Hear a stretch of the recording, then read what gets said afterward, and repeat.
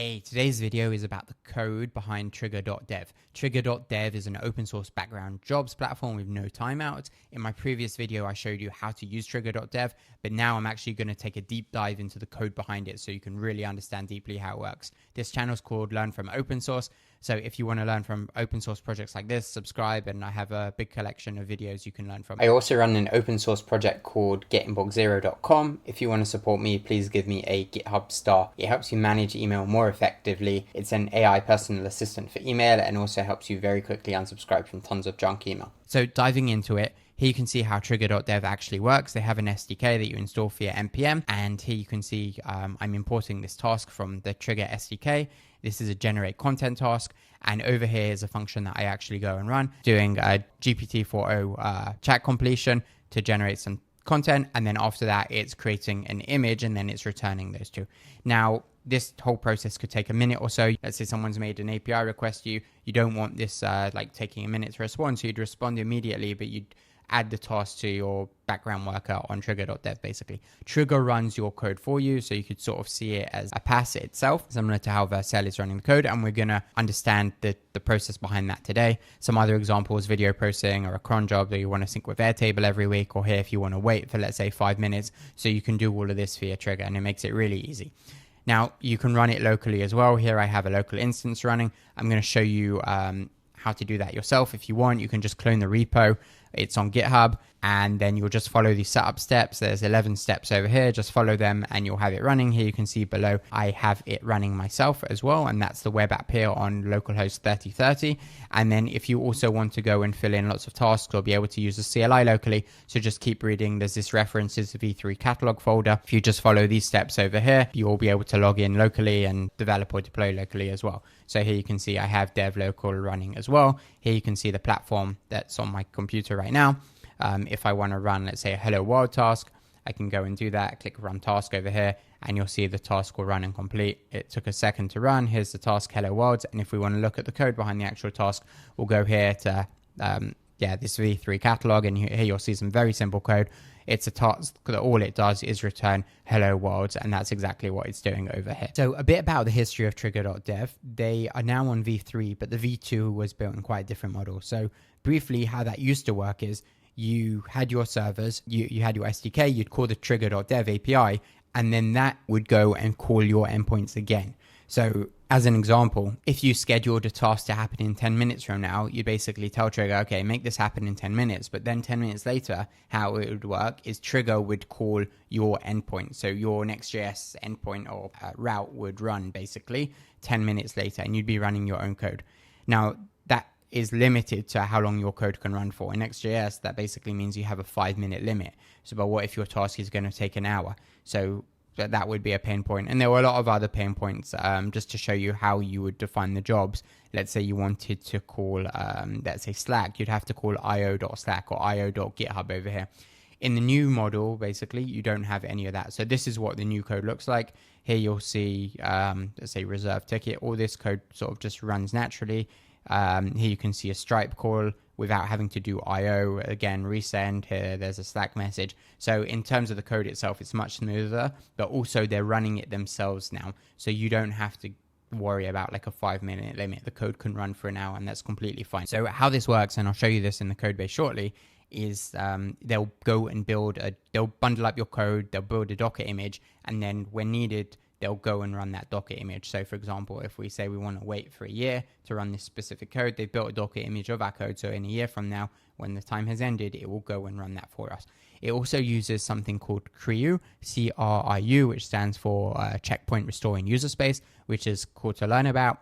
You can read more on the CRIU website, but basically what it does is it allows you to freeze a running container and checkpoint it to disk. So in the example where we have a task that, let's say we tell it, okay, send an email now, and then in a day from now, and then in a week from now to this user. So instead of having to, let's say, sleep between those different steps, what would happen instead is it would send the first email, and then it would basically freeze the container using CRIU, Checkpoint Restoring User Space, and then it would like awaken it again in a day from now when we need to send the next email. Then it would go to sleep, and then in a week from now, it'd waken it again and finish the task and send the final email. And Google have been using this technology themselves internally since 2017. So that's how this wait for works. So you can see wait for a specific period of time. They don't need to just have it running indefinitely. It's very efficient in terms of it will do the task, fall asleep, and then wake up again when it's needed again. This is running on the Trigger.dev infrastructure, unlike V2, and yeah, you don't have any timeouts like V2. So V3 fixes a ton of these problems, and you can see in V3, let's say you're encoding a video, but you need more memory, you can go and set that as well. So you can specify the machine. Now, I've never needed this for any of my tasks, but if you have a heavier task, then yeah, that would be important for you.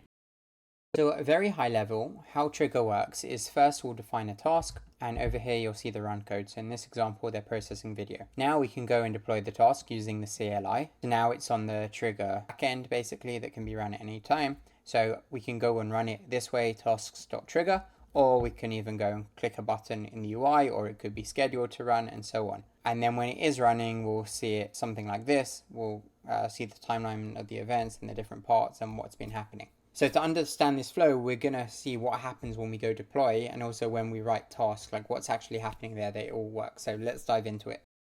Now I'm going to show you what happens when we run the deploy command using the CLI. So if you go to contributing MD, there will be notes how you can run this locally, and I'm going to add the dry run option at the end. And what this will do is it will build all our code and create the Docker image, but it won't actually go and deploy it to a Docker registry like Depot, which is what Trigger.dev uses in production. It's gone and finished the build over here. You can see we've got a build.json that was built and all these different files and a container file as well for Docker. So in this build JSON file, it's just some metadata about all our different tasks we've created. So these are all tasks that we wrote and have been stored in this file. You can see the Docker image that's gone and been created for us, or the Docker file for it. Here you can see some of our code has been bundled up, and we'll jump into this a little bit more soon. If I go and take a look here at the CLI, you'll see all these different commands have been configured. The one we care about is the deploy command. So let's jump into here. You'll see a folder with all the different commands. This is set out nicely. And here you can see our deploy command. So when we went and run it, this is what was called. And then you can even see some of the options here, do a dry run of the deployment and so on. This will not actually deploy the project, but will show you what would be deployed, which is what we wanted to see. And so all these different options you can add on, but let's go to see what actually happens. So when deploy is run, we get to deploy command, we do some updates, we make sure the user is logged in, we show a nice spinner, and then the first real step of work is the build worker. So let's take a look at what build worker is doing. There's a lot of code here, so I'm not actually going to show everything, but if we jump into bundle worker, you'll see we have some bundle options here, but the important part is that we're now doing esbuild.build. So we have the setting of context potentially, and then over here we actually go and do a build of all the different build options. And this is what went and created like this file over here that I showed you. ESBuild is an npm package, and you can go and build your JavaScript code with it. This is how it'd be used. Let's say you do npm install React DOM, you have this code base of hello world, then you can basically go and run a build, and this is the output. So this is done via the command line, but you can also go and do it via the code base, which is what we've gone and done ourselves. We've done esbuild.build, and so using JavaScript, we've gone and built all our other JavaScript files, the tasks within the Trigger folder. One really nice thing about esbuild is how fast it is. Look how it compares to Webpack or Parcel. So that's really nice. Now, one other thing that we do as part of build worker, if I just jump into this, there is an option to, well, not an option, we will go and write deploy files. And then within that, we're going to write a container file, and we're going to keep going in, and we're going to generate a container file. And then let's say we're using the Node.js option. So we're going to generate a node container file. And finally, we can see this is the container file that we're going to create. And this is going to actually run our code that has been built. And you'll see this file has actually been added to the build for us as well. So I'm just going to show you what it looks like. This is the final version. Here you can see it's within the build, and you can see all the pieces what are missing from the template string have now been filled in. This is the final version, and it goes and does what we need to go and actually run the app. Now, this is a multi-stage Docker file. So you can see the different stages over here. If you ever see a Docker file with like from as, it's because it's got many stages. Each of these is called a stage. And here you can see this is the image we're basing ourselves off of Node.js, and we're calling it base, and then we can reference this in future stages as well. So build is just building off of what we've got in the first stage. So if we want to understand the Docker file a bit more, we basically, we have Node.js, we install all sorts of dependencies that we need. Here you can see we're doing Prisma generate and deploy. Then we have a stage called indexer, which is important, and I'm going to talk more about. So we're building off of the build stage, which was this stage above. It goes and does the indexing for us, and it calls deploy index controller. And then we have a final stage, which is being built off of base, which is that initial stage. It does a whole bunch of stuff. But what's nice, or what's important, is that from the indexer stage, so this now we're grabbing a file from the indexer stage, and we're copying the index.json file that was created in the indexer stage, and we're moving it into into the root directory here. And then the final step is we actually go and run it. So dumb init, it just basically goes and runs this. It's just running the Node.js command, but it just makes sure it's not a process ID one. You don't really need to know what this is, but if you want, go and Google it, how dumb init works. But basically, if you run something in a Docker container and it's at process ID one, this can lead to some quirks. So, and like not proper cleanup and so on. So you can use dumb init. So this will run at process ID one, and then this process will go and call node, and then things will work a lot more smoothly and there won't be weird quirks. So this is going and calling deploy run controller, which basically runs our code, which we'll also take a look at. So now we've understood how the build works. We've written it to disk. We have all these different files, build, container file, and also the code itself that we're running. If we continue through the process, we're making certain API calls to Trigger. We're doing all sorts of things. Now we're going and building the actual image that we had before. So we have the Docker file. Now we can go and build it. So you have an option for self-hosted build image, and we have an option for depot build image. And this is where we actually go and do the build. So this is basically building a Docker image. There's a certain registry we want to push it to. Here you can see all the different commands we want for it. And then finally, we are going and running the actual command to build it. Here you can see it's depot, but imagine this could just be like Docker build. If I take a look at the self-hosted version, that might actually be more clear. But here you can see all the arguments again.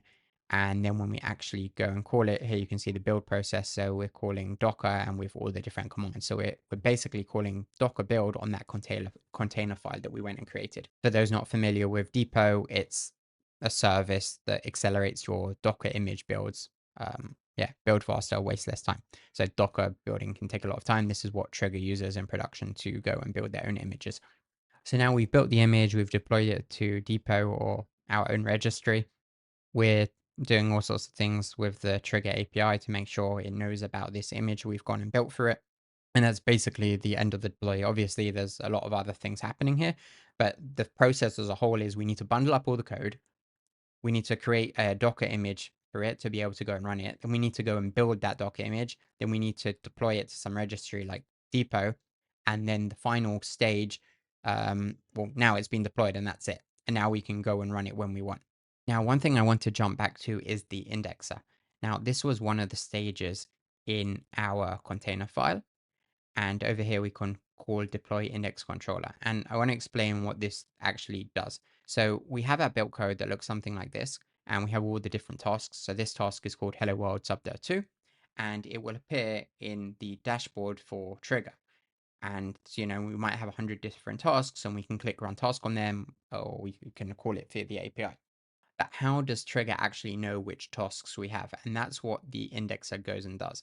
So here you can see we have some code called task, but Trigger, like to this point, I haven't shown you how it knows about these tasks. This is our original code, by the way. So one thing we could potentially do is we could find a file like this. Maybe it has a few different tasks in it and so on. And we could look for every time the word task comes up. So we could use abstract syntax trees. Here you have an example where I pasted it into AST Explorer, and basically when the word task comes up, we have this JSON which basically represents this code, and I could find every time there's this identifier task, be pretty easy to go and find the task. So that's one potential way of doing it. But the team actually didn't choose this method of doing it because there are some problems. Like, what if you're importing a task in a different way, like an export and then an import and so on? And there'd be a lot of these like edge cases which you wouldn't catch if you're doing it in this way, or it would limit the users as to how they could define their projects. So what Trigger does is, I would say, a lot more complex, but that's what we're using the indexer for. So we've gone and built all our code. And now what we're doing is we're actually going to go and run the code. And we're going to run this using deploy index controller. Here you can see a function index deployment, index worker manifest. We go and run the indexer as forking it as a new process. Eventually, when it's done, we get index complete and we get sent that message back to us. So let's just take a look for index complete, honestly. Here you can see send message in catalog when the process is actually finished. And this is where the indexing actually happens. You'll see within Bootstrap, we have something called register tasks. And over here, what we're doing is we're trying to import every single item in the file.out. So build manifest.files, you can jump back to that. If you remember here, we have lots of different files that we have in our build.json and we have out. So we have the path of every item. So if we jump back, we're going through each of those files. We're trying to import the out. Try import, all it does is called import, basically. We're trying to import it. If there's an error, okay, we'll skip it. But then what we're doing is within each of these files, we're getting all the exports. So again, get export names. We're getting all the keys from the module or from module.default. We're looping through all of those exports. And then over here, each function that gets exported, we're going to check if it has the trigger.dev/task symbol on it. If it has this symbol on it, then we know it's a task. So where on earth is this coming up? So if we search our code base, you'll see in register task, that's one place. But the other spot is when we're actually creating a task. So here you can see create task. Just going to show you where this is called. And this is the definition of task, basically. So when we call task, if I jump to hello world, here you can see task is being called from the SDK. So this is what we're going and calling over here. Then we go to do create task. We do a whole bunch of stuff. We add functions like being able to trigger the task and so on. But one thing we're doing, we've added this symbol, and now this symbol is on this function. All we're doing is saying it's true. Then when we're running through this in the indexer, we can check if it has this symbol on it. And if it does, we're basically registering it to a file, we're saving it. But this is how we discover which tasks we have within our build. And then Trigger can go and save that in the database and display it to the user and be able to call it and so on. So that it all happens through this. And so if we jump back to Bootstrap, we had loaded this, but this is in the entry points folder. And you'll see that, I mean, once it's done, we'll send index complete. But you'll see this is just being called over here as a file. So this is some JavaScript that's actually running, and we called this from the container file, basically. So this is how we actually went and ran deploy index controller. That built file was being run and took the build that we had. It went through all the files, it found the tasks, and it indexed them, and it basically stored it to disk for us. And with that, it can send it to Trigger to know these are the tasks that we have available within this project. Now I want to show you what happens when we go and trigger a task. So this is the task function from the SDK. If we jump in, you can see we have trigger, batch trigger, and so on. So let's go create task, and here you'll see trigger. Now what this goes and does is trigger internal, it's going to call the API client to trigger task, and that's basically going to go and make an API request to trigger. And it's a post request. So all we're doing when we do trigger is like, hey API, go and run this task for us. So to see where this API is actually called, we're gonna go and search for the file. This is how remix naming convention works. So we have this route that we're calling, and you can see within this file, we have an action, a post request, and we are going to go into this service called trigger task service, which actually goes and runs a task. Once you're in here, a whole bunch of stuff is happening. But eventually what we go and do is we enqueue the message and we add it into markers to be executed. In the container file at the end, we can see there's the script that we actually run using Node. So it's deploy run controller. Let's jump to that. You'll find it in the entry points folder. And what happens here is it's a script that we actually go and run. It's not just a class. And you can see we construct prod worker and then we go and start it. So start, it doesn't really do much. It just starts listening on the HTTP server we have set up. But prod worker, the constructor, is where we actually get things going. So there are two things we do here. One, we go and set up this coordinator socket. This uses socket IO and WebSockets. And after that, we go and set up an HTTP server. And that's what you saw that we were listening to in stop. The HTTP server, it's using Node.js HTTP create server. And you can see we have a few different paths. So for example, health, we just reply with OK. Status, we reply with the status and so on. We can connect and do some other things as well. But the more important part is what we're doing with the WebSockets. So if we jump into that with create coordinator socket, this is where we set up the connection. So we have Zod socket connection. And if we jump into this, we'll see that we are indeed setting up WebSockets. You can see here we're setting up with socket IO, and you can see we're registering a bunch of handlers. Now these handlers we register, these are the ones we pass in. You can see we loop through each handler, and basically whenever there's an event emitted for a certain handler, we basically call the callback. So here are the different handlers we've passed in, a whole bunch of them. Here you can see when execute task or run lazy attempt is called, then we're going and calling this callback. So when this is first run, we'll basically just be waiting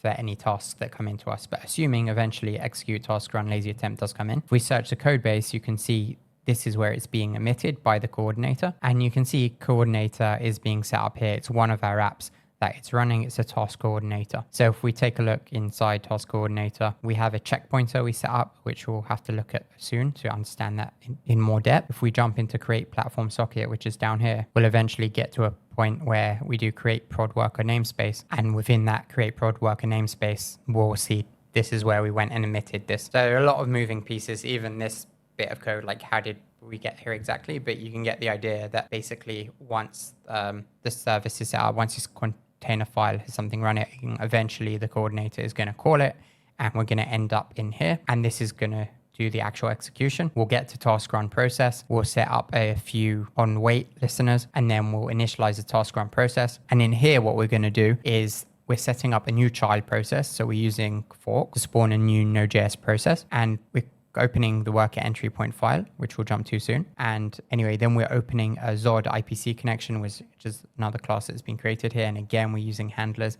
Here you can see the process, this child process we just forked is being passed in. And this is a way for us to communicate with the child process, basically. So here are different tasks that the child process might be sending us, such as task run completed. The entry point will be this file, so deploy run worker. Let's take a look in there. And you can see again, we've got a Zod IPC connection that's being created here. And when we do something like this, sender.send task run completed, so we're sending it back up to the parent process. So here you can see different handlers for execute task, well, an execute task run handler, it's being sent sender, and there's a few different steps you have to jump through, but eventually you see that process.send is sending over the information. You can see it set up here. Now, when we're actually executing this task to be run, you can see we eventually get to an import where we're importing the relevant entry point for our task. This is a task manifest that we went and found. So in short, you might have like 100 different tasks. We're finding the right task for the task idea we're trying to run. We're importing that file, this JavaScript file that we bundled before with ES Build. We'll get the task, the relevant task from the task catalog, which basically we've cataloged all the different tasks we have. We'll set up a task executor, and then we'll go and execute the task. And within this executor, we will find call run. And here we will find a run function. So we're taking the run function on the task that we've defined, and eventually we actually go and call this. To show you what the run function looks like, it was this that we had set up before. So this is the final point where it's actually run after like 100 different steps and calling different handlers and communicating over socket IO and so on. When the task finishes running, we then do process.send task run completed, and it's going to continue to do more work. Now it needs to tell the system, okay, this is finished running. Now I mentioned the checkpointer before. This is also in the coordinator app. If we take a look at the structure of the project, we'll see within coordinator before we were looking at index.ts, and now if we look at the checkpointer, this is what goes and does the checkpointing. There's a blog post that Trigger.dev has about checkpoints and restoring, so let's read a bit. When deployed, the code will run in a container that will be paused and resumed using checkpoint restore in user space, CRIU or CRIU. And so basically the idea here is, imagine we're doing wait for 1 year. That's a really long period of time. Now, the most naive way of running this is you have a long running server and you just do sleep for a year. I mean, you can't actually sleep for that long, but you could figure out a way to just keep sleeping until the year is over. What happens here is we basically, once we get to wait for, after a certain period of time, the checkpointer is going to realize that our app is inactive and it sort of needs to be put to sleep. So what we do is we create a checkpoint for it in the code. You can run this using either Kubernetes or Docker. I'll show you both in a second. But it basically puts it to sleep and it pauses it at that period of time, at that point of time for a year. And then in a year from now, it will wake itself up. Probably scheduled it in a queue somewhere and like, it's got some sort of cron task running. But in a year from now, it will know, the system will know, okay, I need to wake up this image now that was paused a year ago and I need to keep it running or continue it running again. And if you want, here's a bit about it, how you would do it in Kubernetes. And you also have the option now to do it with Docker checkpoint, but this is experimental. So here you can see we're doing Docker checkpoint create, which basically pauses everything in time. And then we can come back to it at a much later date. You can also do Docker pause. So let's see this in the code. So we have this public function called checkpoint and push, pushes us into checkpoint and push with backoff. Now we do checkpoint and push. We get the container name and eventually we go and check, are we in Docker mode or are we running it with Kubernetes? So over here, this section is for Docker mode, which we'll look at first, but afterwards I'll show you if this app was running with Kubernetes, it would be done slightly differently. So firstly, we see if we can checkpoint or not. As I mentioned, it's experimental to do checkpoint create in Docker. So if we don't support it, then we just do Docker pause basically, and pause the container until we want to continue it in the future. But otherwise, we're going to do Docker checkpoint create. And this command, if you're wondering what this is basically this dollar symbol over here, which is just from exec-a. And exec-a is just a small library that helps us go and run commands basically in JavaScript. So here you can see we're running cat package.json. But in our case, we're running different Docker commands, Docker pause or Docker checkpoint create. And that's how the checkpointing happens. So once this is called, that's done and we finished. Now, if we're in Kubernetes, we do this slightly differently and we call this command basically to checkpoint it, but it's the same idea. So that's the end of the video. I hope you enjoyed. Definitely the longest video I've ever done diving into the code behind a project. I actually skipped a lot of it out. I spent a lot of time reading through the project and there was too much to cover. So I didn't go any further than what you saw in the video. I do want to summarize now and go through what we did. So this is how you would use Trigger yourself. So you would define a task and then this task can be run at a certain point. So what's actually happening here? When we call task, we're adding that symbol to it so the task can be indexed. So generate content task basically can be indexed, it can be uploaded via the API to the Trigger backend, and then you can see it in the Trigger dashboard. The other thing that it's doing is this run function. We basically have to save that to the database as well. So how are we doing it? We're using ESBuild to build it. We're bundling it up and saving it as a Docker image that we can go run at any given point in time. So when we go run, we basically go find the Docker image in the database and go and run the function.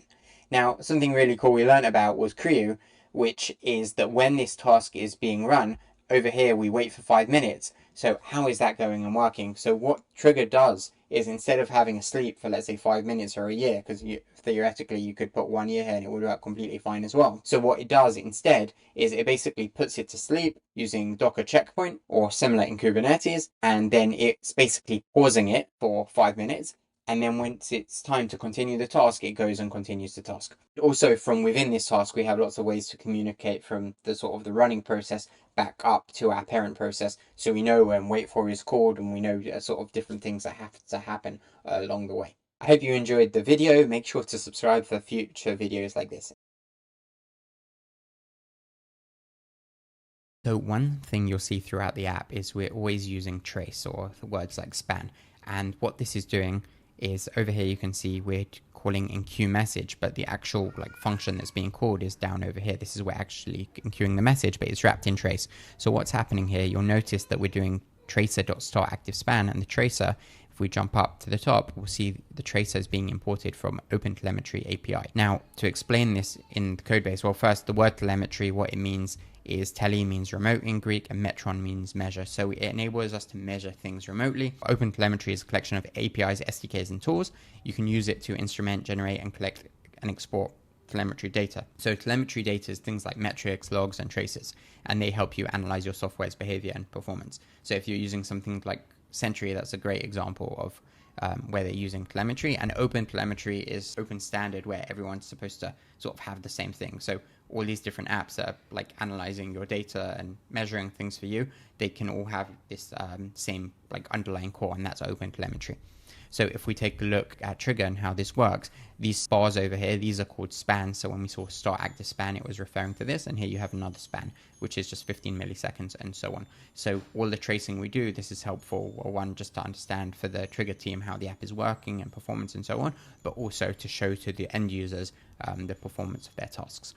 GraphFile Worker is a high-performance job queue for Postgres written in Node.js. It's similar to other queuing systems like RabbitMQ and Redis, but this is built on top of Postgres instead. If we take a look here at how it works in the documentation, you'll see a run function that we can go and call, and we can go and pass a task list into this function. So these are all the potential tasks we can go and run. You can also run it via task directory, and just putting stuff in a tasks folder, but in our case we're using the task list. And then once you have the runner, what you can do is you can go and add jobs to the task queue. So here we're adding a test task. This assumes that one of the tasks we've passed in is already called test task. Here's an example of send email, and we're going to send it to someone via add job. Now add job can also be added via SQL. So if we take a look over here, this is quite interesting, where this is like a pure SQL statement. So now code base, we run it in Prisma. So this is how we add jobs to the queue. And on the other hand, we have handlers. So each item in the task list is an object with task names as keys and a corresponding task handler functions as values. If we look at this in the code base, you'll see over here we have GraphFile. Well, we have run, we're importing from GraphFile Worker, calling it GraphFile Run.